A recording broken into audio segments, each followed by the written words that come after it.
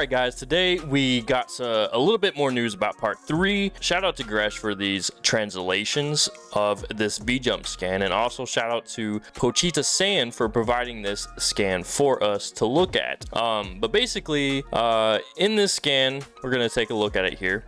As you can see on the left, bottom left here, we are getting a chain battle against a base Goku, and these are the 3 EZAs for the Extreme Z area that we're going to get. And then we have a campaign against Frieza, a co-op campaign, so be aware of that. I don't know how many Dragon Stones we're going to be getting with that quite yet. I have yet to see any details about that, but as soon as that gets here, I might make a video over that as well to let you know how many Dragon Stones we can expect in part 3. But moving on, I just want to go over real quick. Actually, I'm going to move him over here and go back to this Vegeta and Krillin.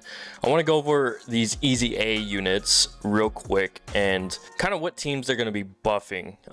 So with this EZA Krillin / Vegeta exchange unit, the teams that they're going to be buffing the most, that really need a lot of help, is Planet Namek Saga, Dragon Ball Seekers, Earthlings, and Rapid Growth. Battle of Wits and Turtle School, they are perfectly fine where they're at. I mean, don't get me wrong, adding another unit to those categories is obviously going to give more options for different styles and different combinations of teams, but these 4 are the ones that are getting the biggest buffs from this unit right here. Now with their EZA, it's going to be interesting how they treat this unit with the EZA, because there's a lot of potential involved with this EZA. He already has a medium chance of evading enemies' attack. I feel like they could do a high chance with the super attack. Don't know what they're going to do with that quite yet, but I feel like, you know, raising attack and defense infinitely might benefit them. Who knows, but yeah, those are kind of the highlights of this unit, of, you know, some things that I want them to change. Obviously, you know, they need more stats, basically. They definitely need more stats. These buffs aren't quite enough to bring them up to par with the free-to-play units, or even some of the Dokkan Fest units that we have. I know they're free-to-play, but, you know, with the attack stats that they have and that they perform at right now, it's not quite where they need to be. As far as their link skills go, high compatibility is probably high compatibility and courage, and then solid support are not the best links for sure. High compatibility being the worst of the 3, but Brainiacs, Shattering the Limit, Z Fighters, and Turtle School are going to be decent links, and some very good links for some other teams. So this unit can be very solid, especially with the EZA coming, but we'll see how they treat this unit. So moving on, we have this Zarbon and Dodoria. So I was looking at their link skill right here. I feel like these 2 links are kind of lazy. They're basically opposites of each other. Frieza's minion is attack plus 20%, and then Frieza's army is defense plus 20%. Let's take a look at these. I'm going to open them up in new links here. So this is Frieza's army link. It's literally these 2 units. That's it. I mean, you've got this Frieza right here, who doesn't have a Dokkan Awakening, and you got this World Tournament kid Vegeta right here, who does not have a Dokkan Awakening. So these links, I mean, and then you got the SRs. We're never going to use those. I mean, unless they put these links on this unit, keeping in mind that they are going to eventually come out with more units with these links, I don't see the point of them having these links. Now, Frieza's minion, let's take a look at that. This is literally them. That's it. That's it.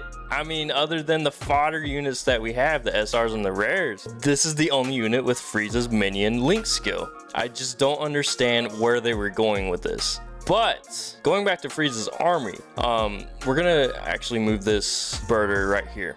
The Ginyu Force, after they Extreme Z awaken, they still only have 6 links. Almost all the units in the game actually have 7 links. So I feel like with these Extreme Z awakenings for the Ginyu Force, they could have easily added Frieza's army as a link skill. Easily. I hope they update the game or change this somehow in the system to where they give the Ginyu Force Frieza's army link skill, so that we can at least, you know, after Zarbon and Dodoria get their EZA, we'll have, you know, some way of using them. Obviously, they have other link skills that are going to be decent and really, really good. Nightmare is a pretty good one.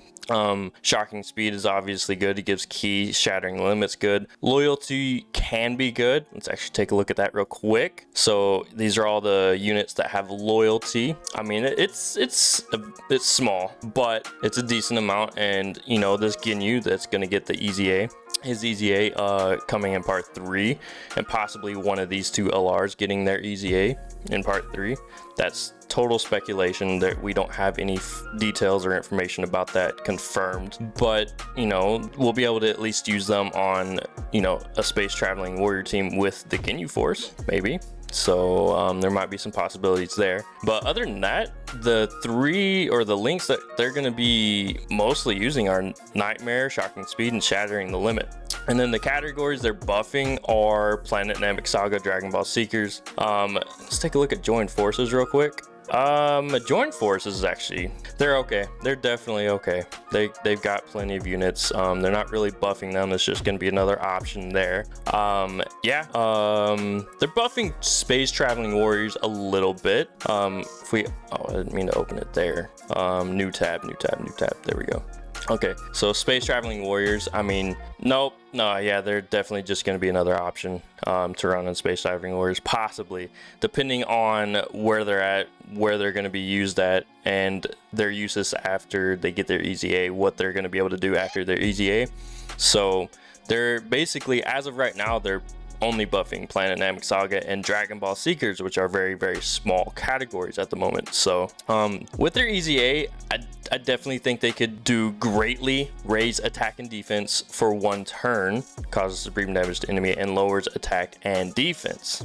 I definitely think that would be very good for their super attack. Obviously, Space Traveling Warriors is probably going to be Ki +3, and then HP, attack, and defense plus 77% across the board. That's been the style that they've been doing with these EZAs as of, you know, today, in today's Dokkan. So, and then I don't know what they're going to do with their passive, but I would like to see this Space Traveling Warriors category allies Ki +3 and attack and defense plus 40%. I feel like that would be very, very, very beneficial, and that would be, you know, if they do that, they're going to be very, very viable option for the Space Traveling Warriors category as a top tier support unit for sure. And then, you know, tacking on that raising attack and defense to their super attack, it's just, they're going to be a god tier support unit. But we'll have to wait and see what their Extreme Z Awakening is actually going to produce and what the devs decide to do with that. I just hope that they make them a god tier support unit for sure. They need to be represented in that way for sure, because Zarbon and Doria, this is their first unit. They need representation.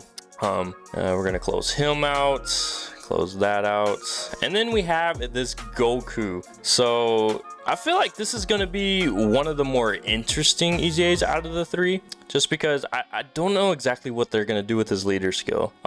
What I do feel like they're going to do is just completely revamp it. I feel like, you know, they're not going to just change a few things. I feel like they're going to completely revamp it and maybe give him a category leader skill. So I hope they do that, whether it be Saviors or Planet Namek Saga or both. I don't know, but it is definitely a really, really good chance that that's gonna happen. And then for the super attack, maybe greatly raises attack or raises attack for one turn, causes supreme damage to enemy, and raises defense by 30% for 6 or 9 turns, maybe.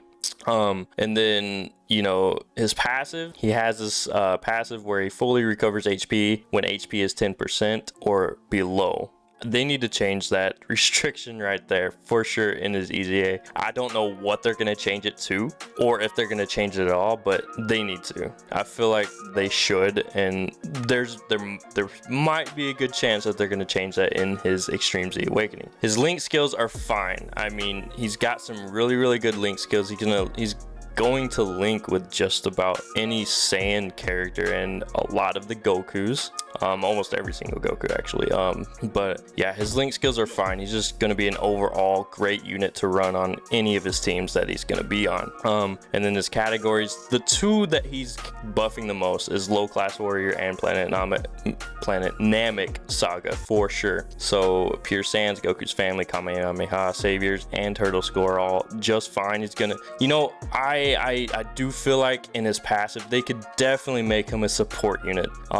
I hope they make him a support unit for Planet Namek Saga, Saviors, or Low Class Warrior.